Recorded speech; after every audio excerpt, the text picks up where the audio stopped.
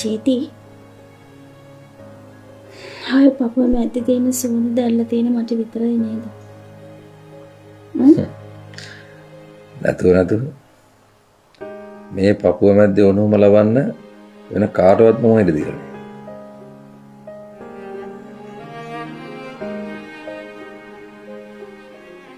ඒ කියන්නේ වෙන විදිහකට උනම දීලා තියෙනවා. එහෙමද? ඔන්න මේ වචන වලින් අල්ලගන්න හදන්න එපා. හැබැයි ඉතින් ඔයාව මැරි කරන්න ඉස්සෙල්ලා මගේ හීට් එක තැන් තැන් වලින් ස්පාක් වුණා.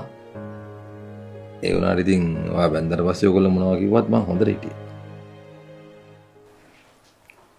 හදට ජීවත් වෙන්න ඕන නිසා මං ඒ හැමදේම ඇත්තක් කියලා පිළි අරන් ඉවරයි චේති. මේ ආමට බොරුවක් කරන්න නේද? හැමද වැරද්දක් කරන්න නේද? පිස්සුදානේ. මම මොකටද වැඩ බොරු කරන්නේ? ඇයි? යශෝදරා කෝල් කරේ? ඒ අර අපේ ගෙදර ආපු ගෑන් ළමයා ඉෂාරා.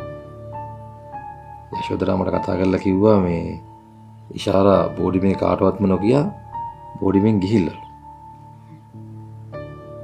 යශෝදරා කියනවා මේ පොලිසිය පැමිණිල්ලක් දාන්න කියලා. මං කිව්වා මොකටද පැමිණිලි දාන්නේ? කොහේ හරි ගියා නම් ආයෙයි කියලා. ඒ ගෑනු ළමයා ගැන නම් මගේ හිතේ පොඩි පැහැදීමක් තිබුණා. හැබැයි මේ අම්මා කරපු වැඩ නිසා මට ඒ ළමයාවත් එපා වෙලා ගියා. මේ මං රැයට කොච්චරනම් කාමරෙන් එළියට ගිහලා වැඩ කරනවා. ඒත් වෙයි ඊයම අවශ්‍යක් කරලා නේද? සැකකරේ නෑ චේති.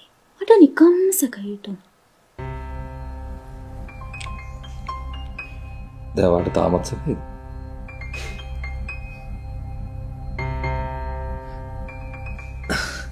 මේ ධාතු සේන රජුලෝ කියලා තියෙනවා අහසෙන් වැටෙන එක වතුර බින්දුවක්වත් ආක යවන්න වාගේ.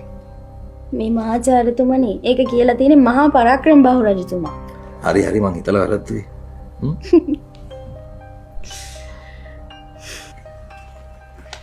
मैडम हाँ सॉरी